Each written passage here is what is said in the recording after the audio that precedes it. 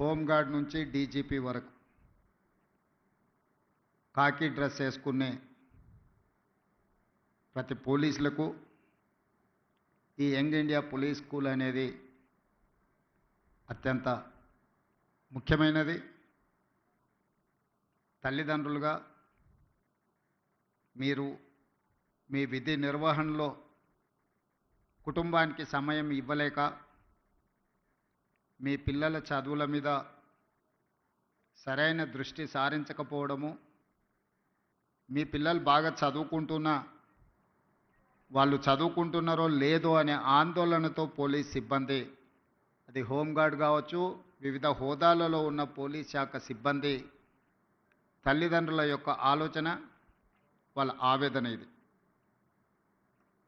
Police కుటుంబాలతో, police శాఖతో నాకు అత్యంత అనుబంధము. ఆ శాఖలో ఉండే సిబ్బంది యొక్క ఆలోచన విధానము నాకు ఒక స్పష్టమైన అవగాహన ఉన్నది. ఎన్నికల సందర్భంలోనే ఎలక్షన్ మేనిఫెస్టోలో నేను ఈ విషయాన్ని పొందుపరచడం జరిగింది. అప్పుడు పోలీస్ శాఖ సిబ్బంది కానీ రాజకీయ నాయకులు కానీ దీని మీద ఎవరు ప్రత్యేకంగా దృష్టి పెట్టలేదు. ఎందుకంటే ఎన్నికల్లో ఇచ్చే హామీలకు ఎన్నికల తర్వాత ఫలితాలు వచ్చిన తర్వాత పెద్దగా ప్రాధాన్యత ఉండదు అన్న ఆలోచన ఉందేమో, అందుకే ఎవరు దీని మీద పెద్దగా దృష్టి పెట్టలే. కానీ దేశ స్వతంత్రం వచ్చిన తర్వాత మొట్టమొదటి ప్రధానమంత్రి పండిత్ జవహర్లాల్ నెహ్రూ గారు ఈ దేశం యొక్క సమస్యను, భవిష్యత్ తరాల యొక్క అవసరాలను గుర్తించి ఆనాడు పండిత్ జవహర్లాల్ నెహ్రూ గారు బిజిలీ, పానీ, సడక్, ఈ దేశం యొక్క మౌలిక స్వరూపం మారాలి అనంటే విద్యుత్తు ఉండాలి, తాగునీరు సాగునీరును అందించాలి, పల్లెటూర్ల నుంచి పట్టణాల వరకు రోడ్డు రవాణా వ్యవస్థ ఉండాలి అని ఆలోచన చేసి బాక్రానంగల్ నుంచి నాగార్జున సాగర్ డ్యామ్ వరకు పండిత్ జవహర్లాల్ నెహ్రూ గారి విధానంలో ఆ రోజు ఈ దేశం అభివృద్ధి పదం వైపు నడిచింది. ఆ రోజు ఎడ్యుకేషన్ అండ్ ఇరిగేషన్ ఆలోచన కూడా పండిత్ జవహర్లాల్ నెహ్రూ గారు చేశారు. అందుకే ఈరోజు ఈ దేశంలో ఉన్న గొప్ప గొప్ప యూనివర్సిటీలు అన్నీ కూడా పండిత్ జవహర్లాల్ నెహ్రూ గారు ఉన్నప్పుడే పునాదులు పడ్డాయి. ఆ యూనివర్సిటీల నుంచి వచ్చిన విద్యార్థులే ఈ దేశ భవిష్యత్. ఆనాడు నిర్మించిన సాగునీటి ప్రాజెక్టులే ఈ దేశం ఆకలి కేకల నుంచి ప్రపంచానికే ఆహార ధాన్యాలను అందించే స్థాయికి ఈరోజు ఈ దేశం అభివృద్ధి చెందింది అంటే ఆనాటి మొట్టమొదటి ప్రధానమంత్రి ఒక గొప్ప ఆలోచన చేసి ఒక దార్శనికత చూపించడంతో ఈరోజు ప్రపంచ దేశాలతో పోటీగా పడగలుగుతుంది. ఆ తర్వాత శ్రీమతి ఇందిరాగాంధీ గారు దళితులు, గిరిజనులు, ఆదివాసీలు, బలహీన వర్గాల యొక్క ఆకలి కేకలను, ఆలోచనను చూసి రోటీ కప్డా ఔర్ మకాన్ అనే స్లోగన్ తోటి ప్రజలకు రోటీ కప్డా ఔర్ మకాన్ అనే విధానాన్ని తీసుకొచ్చి పేదలకు సహాయాన్ని అందించారు. ఆ తర్వాత రాష్ట్రాలను తీసుకున్నప్పుడు ఈ మధ్యకాలంలో ఎక్కడికి వెళ్ళినా పాత్రికేయ మిత్రులు కానీ రాజకీయ విశ్లేషకులు ప్రతి ముఖ్యమంత్రికి ఒక బ్రాండ్ ఉన్నది, మీరు 16 నెలలైన ముఖ్యమంత్రి అయ్యి మీరు ఏ బ్రాండ్ క్రియేట్ చేసుకోలేకపోతున్నారు ఎందుకు అని ప్రశ్నిస్తున్నారు. నేను చాలా సందర్భాలలో నవ్వి వదిలేసిన, ఎందుకంటే ప్రశ్న అడిగేవాళ్ళు నేను ఏ బ్రాండ్ కోసం ప్రయత్నం చేస్తున్నో వాళ్ళు అవగాహన చేసుకునే పరిస్థితుల్లో లేరు అని. మొట్టమొదటిసారి 2 రూపాయలకు కిలో బియ్యం ఇచ్చిన ఎన్టీ రామారావు గారు పేదవాడు తెల్లన్నం తిన్నప్పుడల్లా వారిని గుర్తు చేసుకుంటాడు. ఐటీ కంపెనీలను, హైటెక్ సిటీని ఇవి చూసినప్పుడు చంద్రబాబు నాయుడు గారు గుర్తొస్తాడని చెప్తారు. అదేవిధంగా జలయజ్ఞం, వ్యవసాయాన్ని ప్రాధాన్యతగా తీసుకొని ఉచిత కరెంటు నుంచి సాగునీటి ప్రాజెక్టుల వరకు రైతుల సమస్యలను చర్చించినప్పుడు రైతు బాంధవుడుగా డాక్టర్ వైఎస్ రాజశేఖర రెడ్డి గారు గుర్తొస్తారు. సరే, ఇంకొంతమంది కొన్ని రకాలుగా కొన్ని బ్రాండ్స్ క్లెయిమ్ చేస్తూ ఉంటారు, ఉద్యమకారులమని, తెలంగాణ ప్రదాతలమని. వాళ్ళ గురించి నేను పెద్దగా చర్చించదలుచుకోలేదు. మరి మీరు ఏ బ్రాండ్ లేకుండానే అన్నోటీస్డ్ చీఫ్ మినిస్టర్గా మీరు రావడం పోవడం జరుగుతుందా అని చెప్పి విశ్లేషకులు శ్రేయోభిలాషులు అడుగుతున్నారు. నేను ఒక మాట చెప్పదలుచుకున్న ఈ వేదిక మీద నుంచి విశ్లేషకులకు, విమర్శకులకు, ఈ రాష్ట్రంలో ఉండే ప్రజలకి, young India is my brand. I wanted to create an brand that is called young India. వేల సంవత్సరాల చరిత్ర కలిగిన మానవుల కోసం దేశాలు, సరిహద్దులు అనేటివి కృత్రిమంగా మనం సృష్టించుకున్నవే. ఒకప్పుడు రాజ్యాలు ఉన్నప్పుడు బలవంతుడైన రాజు ఆక్రమించుకుంటూ పోతే పెద్ద పెద్ద రాజ్యాలు ఉండేవి. మళ్ళీ సామంతులు స్వతంత్రం ప్రకటించుకుంటే అవి చిన్న రాజ్యాలుగా మారినాయి. రాజ్యాల సరిహద్దులు మనం సృష్టించుకునే. ఈరోజు వీసా విధానం ఒకప్పుడు పాకిస్తాన్, ఆఫ్ఘనిస్తాన్ వరకు అఖండ్ భారత్. కానీ దేశ విభజన జరిగిన తర్వాత బంగ్లాదేశ్, పాకిస్తాన్, ఆఫ్ఘనిస్తాన్ రకరకాల దేశాలుగా ఈరోజు వీసాలు తీసుకొని మనం వెళ్తున్నాం. ఈ సరిహద్దులు అన్నీ కూడా మనం కృత్రిమంగా సృష్టించుకున్న సరిహద్దులే, మానవులు తయారు చేసుకున్న సరిహద్దులు. కానీ వీళ్ళందరికీ అవసరమైన అవసరాలు ఏమి? వీటి మీద ప్రత్యేకమైన దృష్టి పెట్టాల్సిన అవసరం పాలకుల మీద ఉన్నది.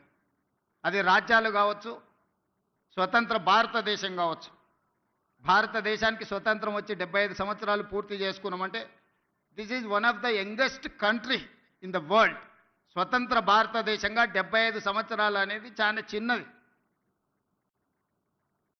మనం పురాణాలను విన్నప్పుడు, చరిత్రలు చదివినప్పుడు వేల సంవత్సరాల చరిత్ర గురించి మాట్లాడుకుంటున్నాం, చర్చించుకుంటున్నాం. వేల సంవత్సరాల చరిత్రలో 75 సంవత్సరాలు అనేది ఒక చిన్న ప్రయాణం మాత్రమే. ఈ చిన్న ప్రయాణంలో ఎంతోమంది ప్రధానమంత్రులు, ముఖ్యమంత్రులు, మంత్రులు రకరకాలుగా వచ్చిండ్రు. కానీ కొద్దిమంది మాత్రమే చరిత్రలో నిలబడ్డారు. ఆ కొద్దిమంది చరిత్రలో తీసుకున్న నిర్ణయాలు చరిత్రనే మలుపు తిప్పే విధంగా రాష్ట్రాలు, దేశాలు అభివృద్ధి పదం వైపు నడిచినాయి. క్లోజ్డ్ ఎకానమీ నుంచి open economy, liberalisation, privatisation, globalisation. ఆనాడు మన బిడ్డ పివి నరసింహారావు గారు, తెలంగాణ బిడ్డ, ఈ దేశానికే దార్శనికుడుగా మారి ప్రపంచానికే పోటీ పడే దేశంగా తీర్చిదిద్దినవాడు పివి నరసింహారావు గారు.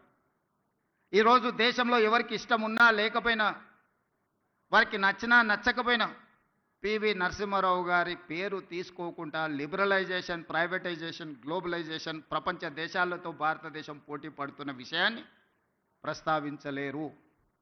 అది వారి యొక్క విజ్ఞత. ఈ పరిణామ క్రమంలో ఈరోజు ఇక్కడ ఉన్న ఐఏఎస్, ఐపీఎస్ అధికారులతో పాటు ఇక్కడికి వచ్చిన అందరినీ నా సూటి ప్రశ్న, మన భవిష్యత్ తరాలకు ఏం అవసరం ఉందో ఆ ప్రణాళికలు సిద్ధం చేయడమే పాలకులుగా మా మీద ఉన్న బాధ్యత. ప్రజలు మాకు ఇచ్చిన అధికారం మీ మీద పెత్తనం చెలాయించడానికి కాదు. ప్రజలు ఇచ్చిన అధికారం ప్రజలకు ఉపయోగపడాలి. ప్రజల శ్రేయస్సు కోసం మేము విధి విధానాలను సృష్టించాలి. ఆ విధి విధానాలు భవిష్యత్ తరాలకు ఉపయోగపడాలన్న ఆలోచనే మా ప్రభుత్వం యొక్క ఆలోచన, ప్రజాపాలన యొక్క విధానం అని చెప్పి నేను ఈ సందర్భంగా చెప్పదలుచుకున్నాను. అందుకే ఈరోజు ఒక్కొక్కరికి ఒక బ్రాండ్ ఉంది అనేదైతే అంటున్నారు. ఈరోజు నా బ్రాండ్ యంగ్ ఇండియా. అందుకే ఈరోజు యంగ్ ఇండియా స్కిల్స్ యూనివర్సిటీని మనం మొదలు పెట్టుకున్నాం. యంగ్ ఇండియా స్పోర్ట్స్ యూనివర్సిటీని మనం మొదలు పెట్టుకుంటున్నాం. యంగ్ ఇండియా స్పోర్ట్స్ అకాడమీని మనం మొదలు పెట్టుకుంటున్నాం. నేను సౌత్ కొరియా విజిట్ చేసిన ఈ మధ్యకాలంలో మా మిత్రుడు శ్రీధర్ బాబు గారితో. హార్డ్లీ ఆ దేశం యొక్క జనాభా 10 to 12 మిలియన్స్. అంటే ఒక మన హైదరాబాద్లో ఎంత జనాభా ఉన్నారో ఆ దేశం మొత్తం జనాభా 1,20,00,000 మంది. కానీ ఒలింపిక్స్లో 32 మెడల్స్ వచ్చినాయి వాళ్ళకు. భారతదేశానికి గోల్డ్ మెడల్ గుండు 0. 140 కోట్ల జనాభా ఉన్న భారతదేశం ఒలింపిక్స్లో ఒక గోల్డ్ మెడల్ కూడా తేలేదు అని అంటే ఈ దేశం నిజంగా నిశ్చితంగా ఆలోచన చేయాల్సిన అవసరం ఉన్నదా లేదా ఈరోజు పాలకులు ఆలోచన చేయాలి. ఒక చిన్న దేశం.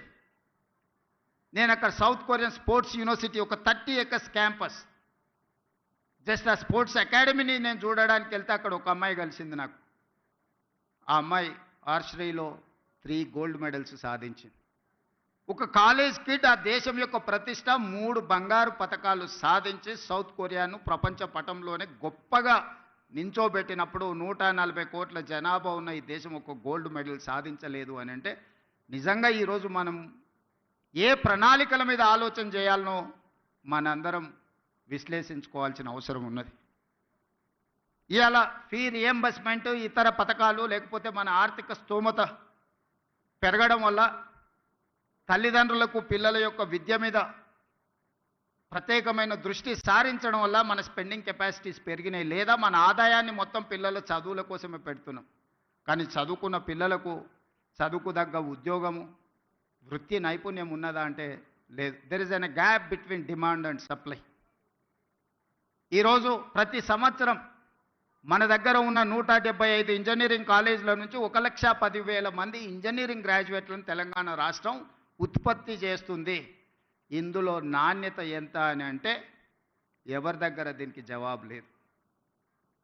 Just like that engineering graduate పట్టా తీసుకొని వస్తే వాళ్ళ తల్లిదండ్రులు పాపం గ్రామీణ ప్రాంతాలలో మా పిల్లవాడు ఇంజనీరింగ్ చదువుకున్నాడు, ముఖ్యంగా నా నియోజకవర్గం నుంచి పేదవాళ్ళు వస్తుంటారు, సార్ నువ్వు ముఖ్యమంత్రి గారివి ఎలాంటి పెద్ద కంపెనీలకు చెప్తే మా పిల్లోడికి ఉద్యోగం వస్తుంది.